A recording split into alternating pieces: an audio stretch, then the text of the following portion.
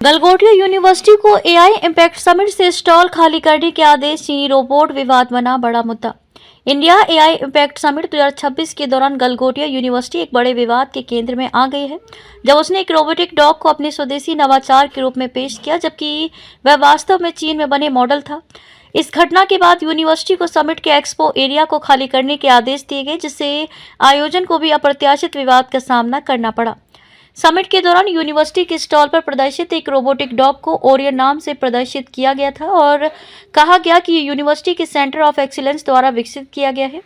गलगोटिया की प्रतिनिधि प्रोफेसर नेहा सिंह ने एक वीडियो में बताया था कि ओरियन निगरानी और मॉनिटरिंग जैसे कार्य कर सकता है और उसे यूनिवर्सिटी के शोध कार्यक्रम का हिस्सा बताया। लेकिन कुछ ही समय में सोशल मीडिया पर यह क्लिप वायरल हो गई और तकनीकी विशेषज्ञों तथा दर्शकों ने इस रोबोट को चीनी कंपनी यूनिटी के यूनिटरी GO2 मॉडल से मिलते जुलते बताया। कई उपयोगकर्ताओं ने इसका डिजाइन, मूवमेंट और बॉडी संरचना तुलना करते हुए कहा कि इसे वास्तविक में यूनिवर्सिटी में विकसित नहीं किया गया है, बल्कि ये एक रेडीमेड उपकरण है।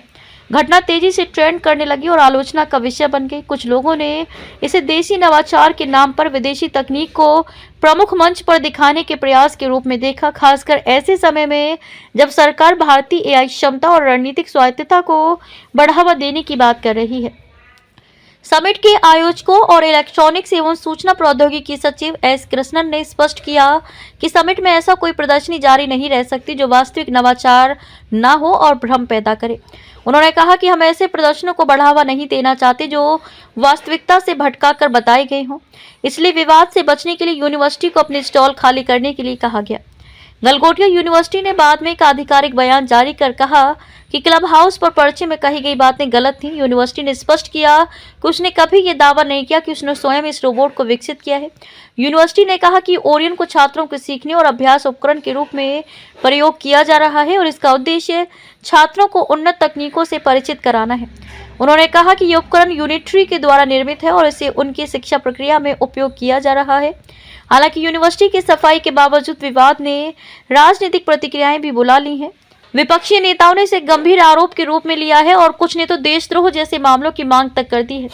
सोशल मीडिया पर भी आलोचना जारी रही और कई उपयोगकर्ताओं ने सवाल उठाए कि कैसे एक अंतर्राष्ट्रीय मंच पर विदेशी तकनीक को गृह निर्मित इनोवेशन के रूप में पेश किया गया।